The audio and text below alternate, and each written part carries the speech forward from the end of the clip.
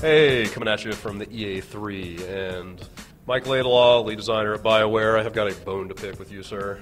So Good. You guys finally let us get our hands on Dragon Age Origins today, and you put us into what you describe as one of the hardest fights in the game. Could you explain the rationale? Justify myself? Yes. Sure. Well, I mean, I think one of the things to take away from that is that I know people have occasionally been concerned, especially once we announced the console version, that maybe we were dumbing it down and we were going to make it super easy.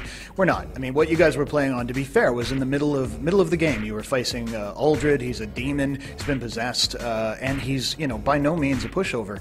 So we want to give a chance where you had a fight that was tough enough to actually challenge you. I mean, if you just waltz right over an enemy, I mean, really, where's the satisfaction in that? And we've had a few guys go and do fairly well, and the nice thing was when we were demoing this in Europe, they just destroyed it. Very interesting. That's good to know. That's not great for my self-esteem. It's okay, man. I didn't Don't do worry. so well. But First time out. Thanks for letting us know. So you're showing the PC version, obviously. Can you tell us anything about what the control interface differences are going to be on the console? Yeah, I can talk to it in terms of like the high-level goals.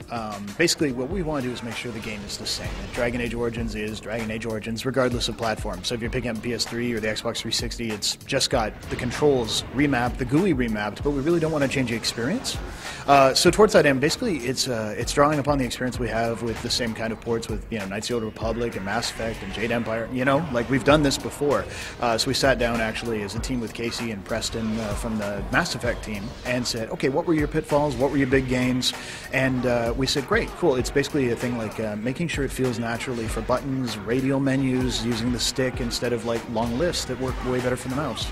And at this point, we're at something we're fairly happy with, but we just want to tune it up and make sure it's really what we need. We got to bounce it through usability and stuff like that, but pretty excited to show it off. Cool. And all the versions are day and date, is that right? Yeah, all, that's all the at the same intent. time. Yeah, So, yeah, we'll be shipping them all together. So have you been kind of designing all that stuff side by side, or is it sort of we're making a PC game and then after the fact you kind of integrate the controller stuff? No, we always anticipated doing console. So what we made sure we were doing is getting abilities and getting elements of the game that are really user friendly for both experiences. Because the thing is, anything that's good for a console tends to be good for PC. And I think the best example of that is our tactics system, which let the player basically have direct access to the AI and say, oh yeah, you're hurt, I want you to do this. You're being attacked by a melee attack, I want you to respond this way. And what we ended up doing was setting up some really nice clean presets, like you're an archer, and the game like automatically evaluates that character's abilities and starts slotting them in.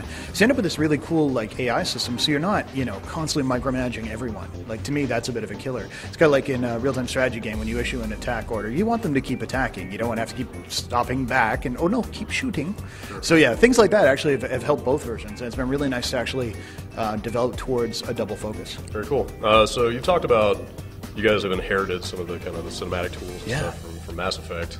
How has that sort of enhanced like the creation of the cinema scenes and some of the other stuff that you've been able to do? Well, I think what it gives, just from the ground up, is the ability to tell a story that's really engaging, that you can get emotion across. You take your voice actors and you can start with what you wrote, get a voice actor to run through it, and then go, okay, cool, he read that really crazy, or he just had this beautiful inflection. Great, let's get a head twist in there. Let's get like a little bit of a camera tilt. Let's do a cut on that moment. All these things to me really just make the experience that much more of like an interactive, story or movie, that kind of thing. And Mass Effect had pioneered a lot of this work. A lot of the team were really experienced, talking about, Dutch tilt and, 3/4 shots and beautiful, beautiful shot, reverse shot mixes. And having that level of expertise, around and not taking advantage of it would be criminal, I think. Very cool. Speaking of things that Mass Effect pioneered, do you guys have any blue ladies in the game? Perhaps for any green ladies, perhaps? You guys?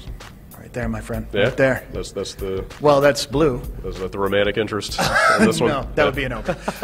But anyway, no. In terms of just straight blue ladies, those are the Asari. Yeah. Yeah. Okay. We don't. They've got Asari. Keep them in space. That's right. That's where they belong, I think. Cool. Very cool. Well, thanks for your time. And when are we going to see this game again? You'll be seeing it in fall. It'll be out for all 3 platforms. Excellent. Well, we will wait with bated breath until then. Great. Cool. All right. Thanks a lot. Thanks.